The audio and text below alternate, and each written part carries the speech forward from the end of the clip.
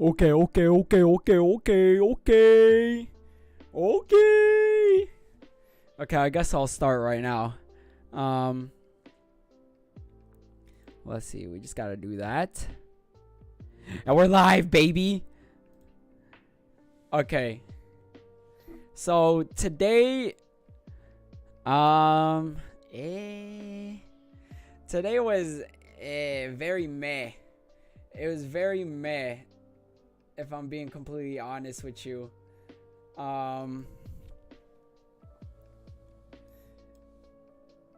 me see.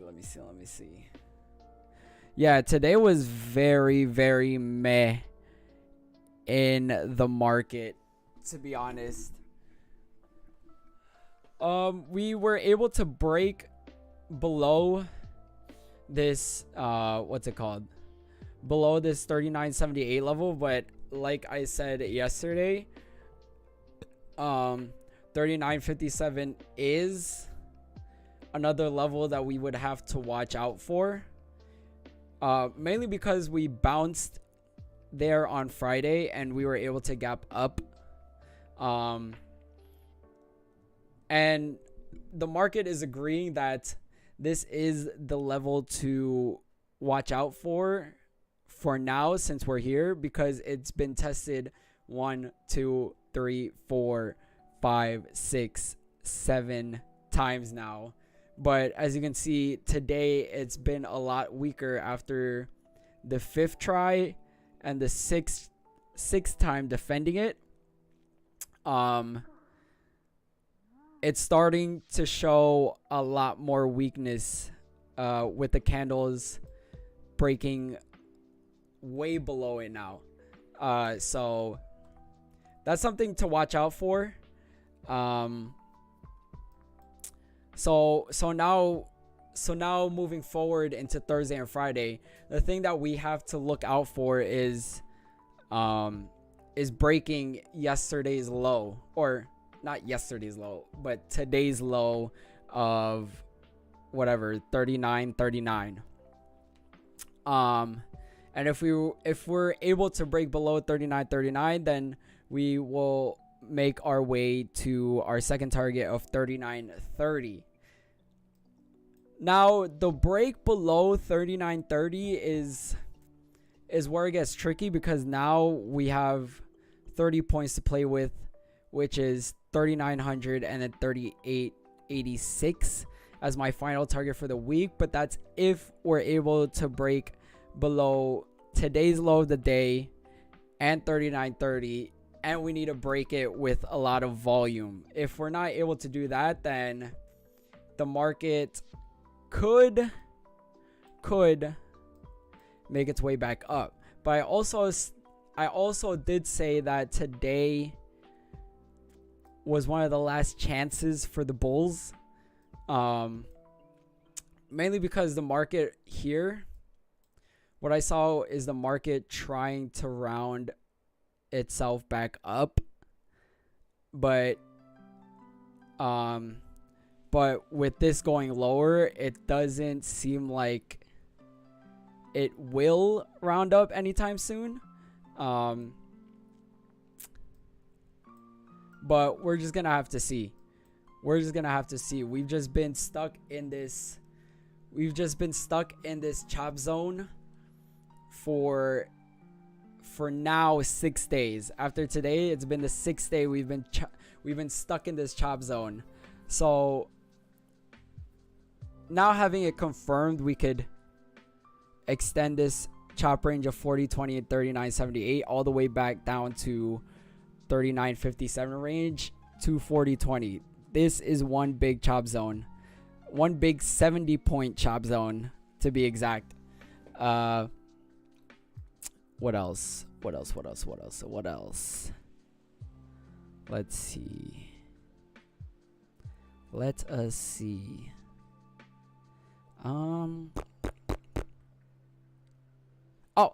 Another thought of mine is that this could potentially be, if bulls want to look on the more positive side, this could potentially be a double bottom but I don't know if it invalidates it because of the break below Friday's low. So I don't know if that invalidates the double bottom. Like, I don't really know how double bottoms work, if I'm being real. But yeah, that's all I'm expecting for the end of the week, because end of the week seems like we're also running out of time in trading sessions for the market to do something. And if it were to do something, it would have to be, if it were to do something for this week, it would have to be tomorrow. So we'll see what happens. My final target is still 38.86. And if we were to able to, and then if we break below that, I can expect like some kind of fake out like this and then just bounce back up above it. But yeah, there was really no effort today from either side. It was just back and forth, but in my opinion, bulls are starting to lose it. What else? Oh, and the other thing that I saw and that I've been keeping track of is also meta. I've been playing the open, and it was a telltale sign of being able to play it at open from yesterday's open, where you can see this pop. I expected it to do the same thing today, because yesterday it was still showing relative strength. So I thought that it would do the same thing and show relative strength today at open, which it did. And I sold again at 177.3 because I was expecting the same reaction as yesterday once we touched that level, because these next two levels, 177 and 181, are two strong levels that meta needs to get over, and I think that meta cannot get over these two levels unless the market helps it.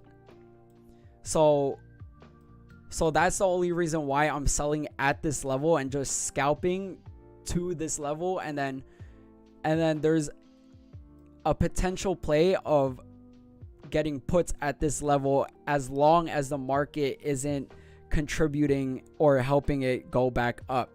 And it proved my point today, because the third time that it tested this 177 level, it rejected back down to 173, and the 175 puts went up like 150% from here.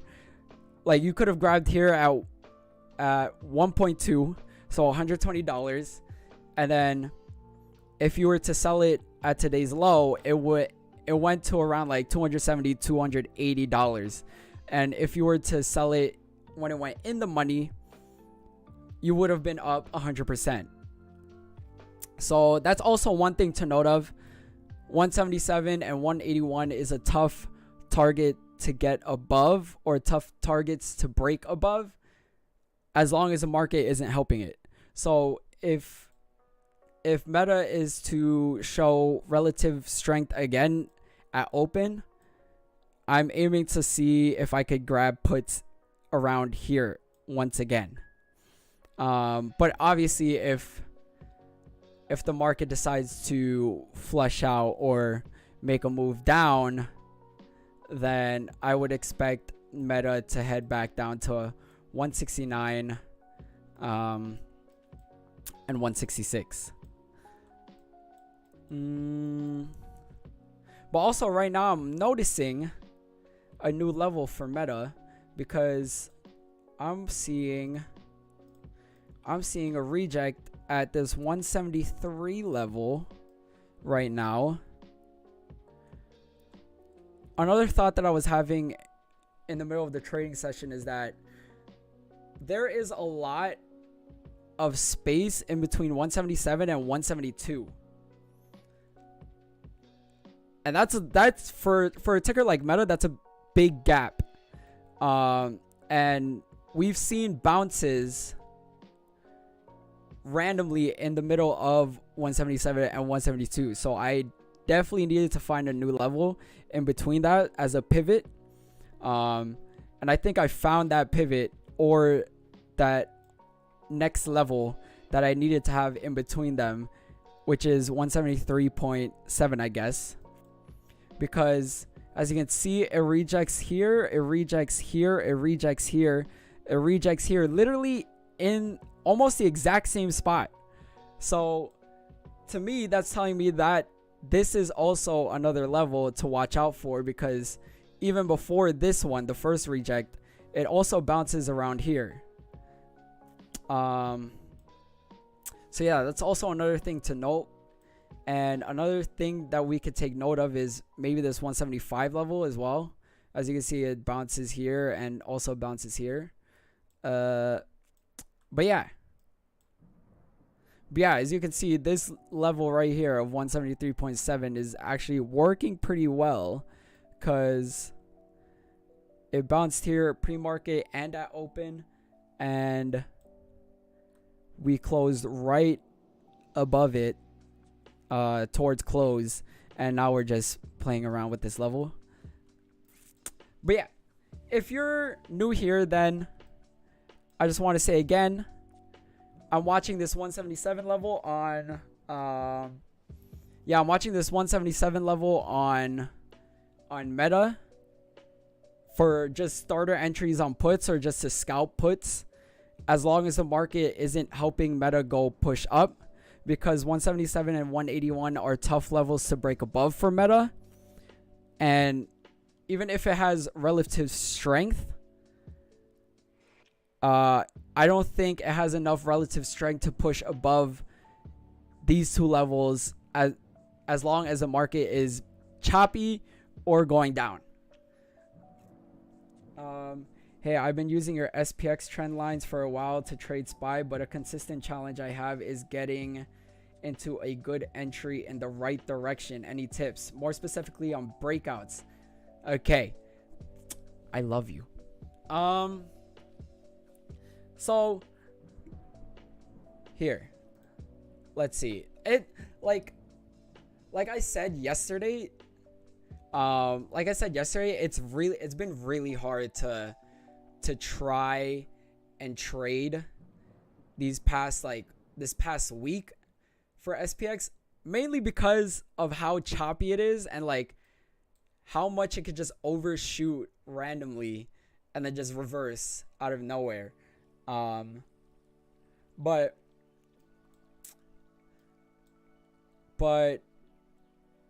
logically, and like what I've been using before, is that I knew after like a big day, say like this, I knew after a big day, like right here, I knew the market doesn't have as much energy that it did before.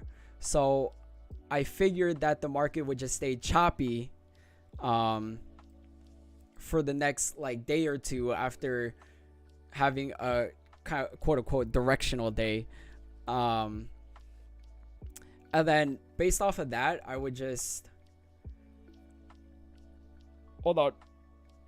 based off of that, I would just use the ceiling of that chop range and the bottom or the floor of that chop range as like my major breakout points.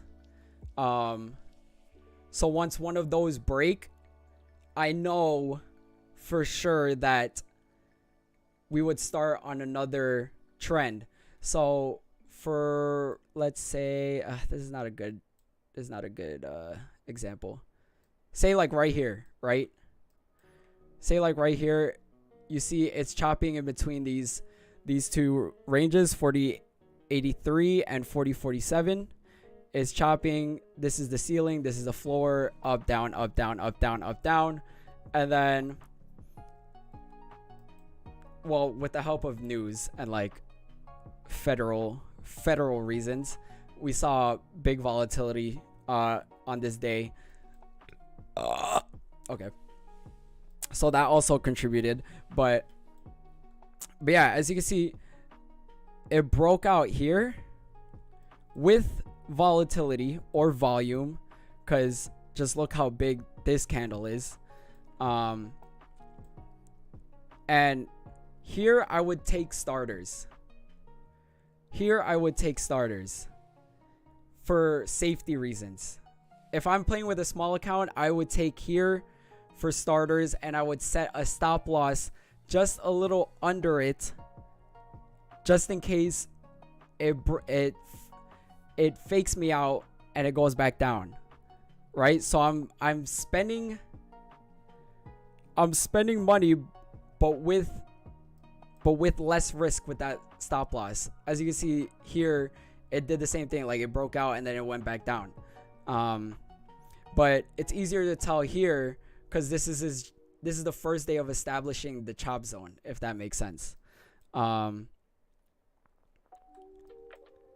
Like, first day is usually establishing the chop zone. The second day is usually confirming the chop zone, and then the days after that is whether when it breaks or continues to chop, and then you just wait until it breaks out of the chop, which is right here. Yeah, and then I would take starters, put stop loss here, and then as you can see, it never hits my stop loss, and then I just ride up to the first target of 41.05.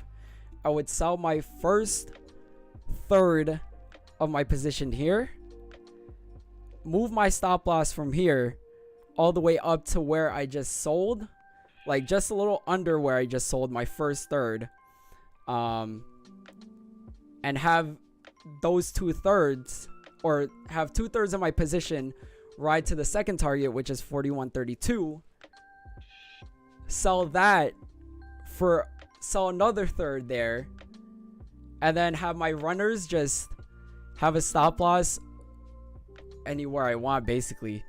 As long as my runners have a stop loss of just like taking out profit, like, I'm happy. Like, obviously I want to take out as much profits as I can, but runners are runners. Like, runners, you don't really have to worry. Like, even if they go zero, you should still be coming out with profit, if that makes sense. I hope that answered your question. I have no I just verbally threw up. So the main takeaway here is to establish a chop zone and trade outside of the zone. Yes. Yes, sir. Yes, sir. So let's give another example of that. I could actually give an example of today. So yeah, I could give another example of today.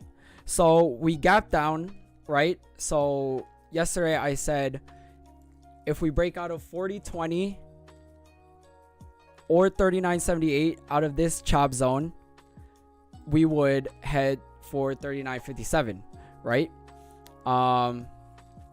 And which we did. We gapped down right to 39.57, and then we were able to fill that gap. And my thought was, we're already below 39.78. It'll be hard to reclaim this level, mainly because it's been stuck in the zone for so many days already, and it's been so stubborn to break below it that it's the same thing. If it's hard to break below, then it should be hard to break above, if that makes sense, right? So that was my reasoning for possibly taking starters when the gap filled, because it's going to be hard to get back above 39.78 because it was so hard to get below it. And the only reason why I think it gapped up here is because I think data came out Monday morning. which helped it jump up. So yeah, and then to me it made sense to get puts here after this 5-minute candle, because this 5-minute candle is usually like a typical pattern for like a reverse back down, which you can see it reversed back down and it hit 39, like below 39.49. Yeah, and then my stop losses for SPY got hit once it reversed back up and bounced out of the zone. And then I just never played SPY puts again after that. And I'm only doing SPY puts because SPX, one, it's expensive. Two, a lot more of your money is gonna get killed playing SPX because you're spending like $600 per contract. Yeah, I tried playing the initial break of 39.49 and it kind of flipped over. LMAO. Yeah, that's why I said to watch out for this range too, because we bounced out of it. I could see why. You took, because there's a lot of volume here. The only thing that you have to do is just put stop losses. Like that's just the main takeaway. Is just put a stop loss just to make sure you don't over risk or leave yourself to more red, basically. And that's why I've been focusing on other tickers. I mentioned yesterday Amazon, but I was saying that I'm just watching Amazon to the side, and then just look at Amazon now. Like it fell. It felt like it doesn't look much, or like it looks like a lot, but it's in reality it's 2 points or 3 points. But for a $90 ticker, that's a lot. And then yeah, I was watching Nvidia too. Nvidia, I basically took out, like I took Nvidia once 230 broke, because that was the main takeaway of breaking up above. Like 230 was the main resistance level to break above to head back to 238. And then it just broke back down out of 230, and it started to fill the gap that it made during earnings. So that's the only reason why I played the 225 put, which did freaking sexy, by the way. But yeah, now I'm only holding runners for 225 put, like but for the most part I'm just I'm mainly just holding like April puts for Nvidia, which if it keeps going, I would have like a target of like 205 190ish, but that's like long term. What else, daddy? I think that's it. Like if the market continues to push down, I can see Nvidia hitting 220. I don't know if it'll hit, like I gave like an ambitious target of like, I don't even know what the hell this level is. Why is there just two levels like almost the same? Okay, that makes it look better. Yeah, I gave an ambitious target of like 209ish, 211ish of Nvidia for the end of the week, but the market definitely needs to flush out. It definitely needs to break below 38.86 in my opinion for Nvidia to be able to drop all the way back down here.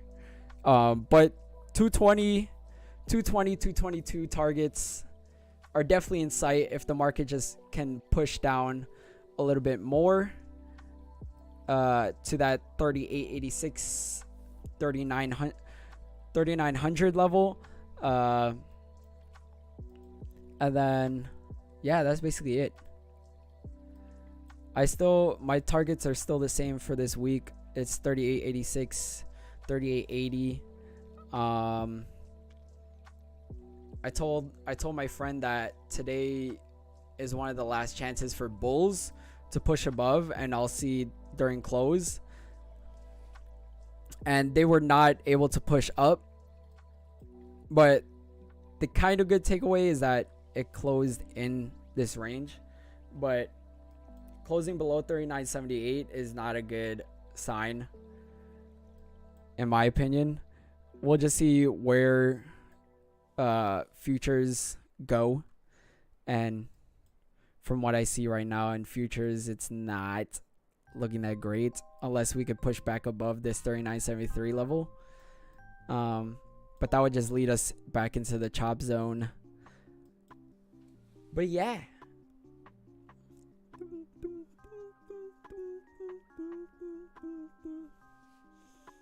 I think that's it for me. A recap of everything.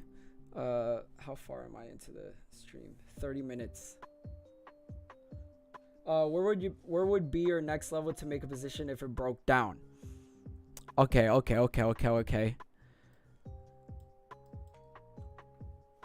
would be your next level to make a position if it broke down? Okay. It's kind of iffy. It's kind of iffy right now, because what I mentioned earlier in the stream is that now that we broke below this 39.57 level this week, now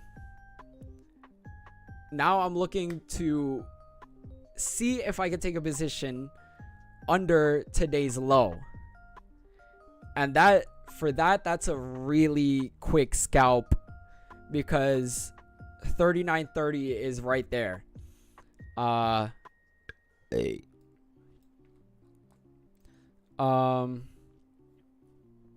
What I would look for tomorrow is if we were to gap down. Okay. If we were to gap down, I would wait for it to fill the gap and then reject at 39.57 level,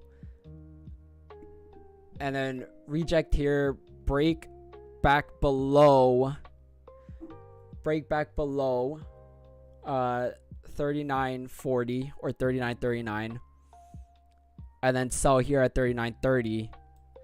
I would pretty much sell my whole position here, mainly because this is also a strong support. And then if we were to break below 39.30 and 39.18, then I would scalp again to 3900, which this is where I would take my main position. If it were to reject here at 39.57, this is my scalp position. Like, I'm only scalping the reject back down to 39.39, sell 1/3 or 1/2, sell the other half here at 39.30 once it reaches my target, and then wait for 39.18 to break, write it down to 3900, sell 1/3 here,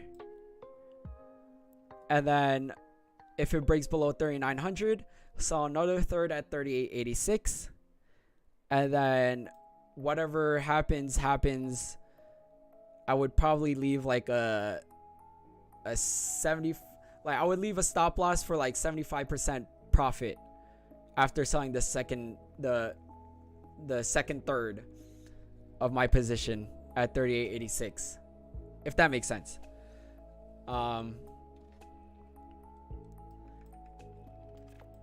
But yeah. And then same thing with Nvidia. I would just take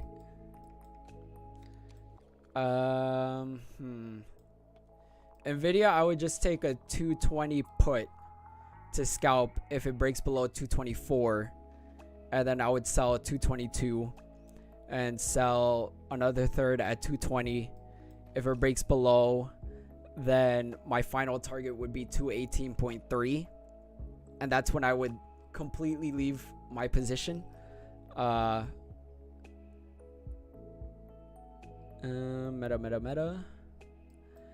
Meta. It looks like a double top to me. That's what it looks like. It looks like a double top. If it can break below 173, I would take a starter position on 170 puts. Yeah, I would take a starter position on 170 puts. Add more if it breaks below 172.5, and then I would start selling at 169. And that would be like a good 100. Yeah, it would be a good 100%.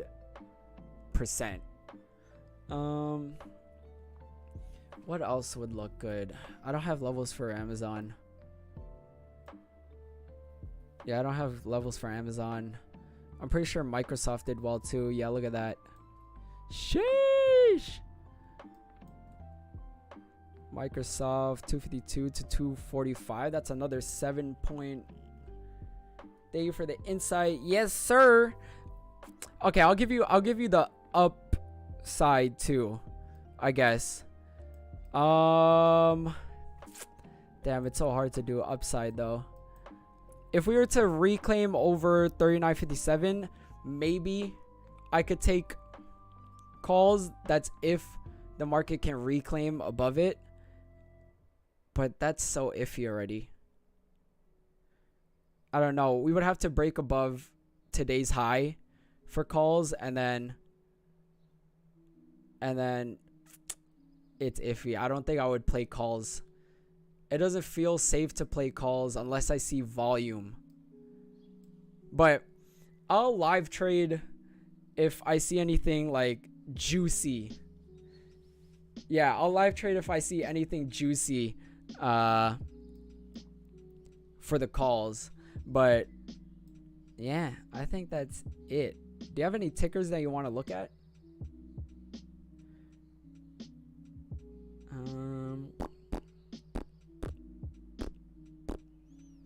Almost so.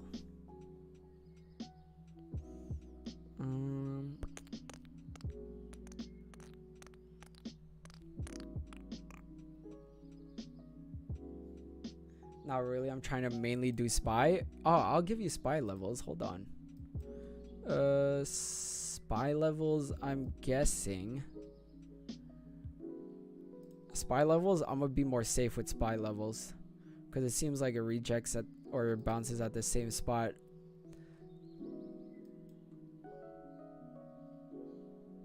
This is gonna be more accurate with today's price or recent price action. Oh, this makes so much more sense. Yeah. Okay, this looks a lot better. Hold on. This looks great for you, my boy. Hold on. Okay, I guess it works. Sometimes there's a better level on SPY though. Yeah, this looks like it makes more sense.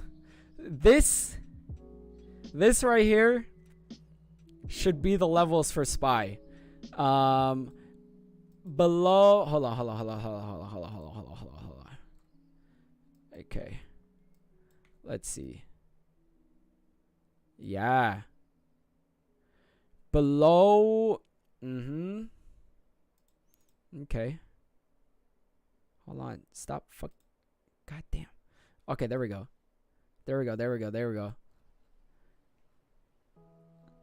Yeah, it looks like it pretty much lines up with what I've been saying. Like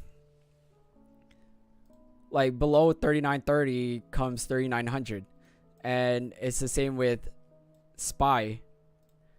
Below below 393.6, or I guess just 393 comes 390 as a first target, and then 388 would be the second target. As you can see, this is also another chop zone in SPY right here, 396 to 393. You see all this price action in between these two levels. And then if you break above 396, you head back up to 399, where you can see it rejects here, here, here, here. And yeah, that would be your first target above 396, and then would be 399, and then above 399 you would get 401. That's what it looks like to me. That's what it looks like to me on SPY, from like my 5-minute charting on SPY. If you want to take these levels down, you could easily take these levels down, but yeah. Below 393.6, 390 comes 388. Above 396 comes 399 and 401. Yosh! I think that's it. I think that's it for the stream. This is very good insight. I'm glad that you were here, so we could chart SPY together, and you could have the SPY levels. But yeah, that should be the end of the stream. Oh, I wasn't supposed to do that. How do I go back? Oh no, this is so scuffed, bruh. Okay.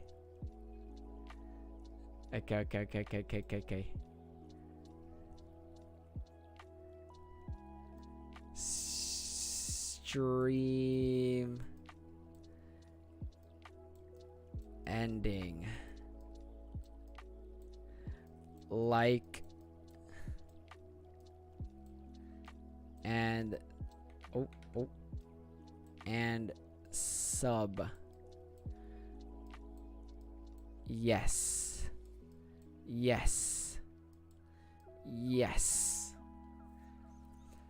All right.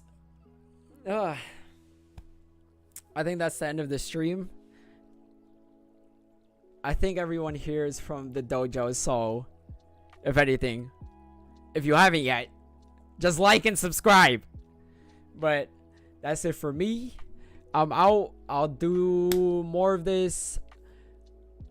Maybe I'll do more of this. It depends what happens tomorrow in the market. If something exciting happens, then I'll stream again. If not, then I'll probably stream. Ooh. Oh, okay. Virus threat. Maybe I'll live stream on Friday while the market is live. So I'll live stream the market. You heard? Maybe. We'll see. Because I'm actually working from home on Friday. So I could actually live stream real time. No, live stream is real time. Whatever. Shut up. Alright. Peace! Yeah!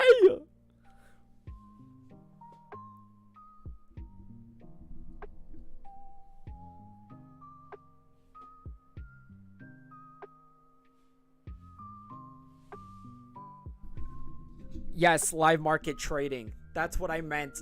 But yeah, if you're new here, like and subscribe, baby. Yeah, I'll probably see you guys on Friday.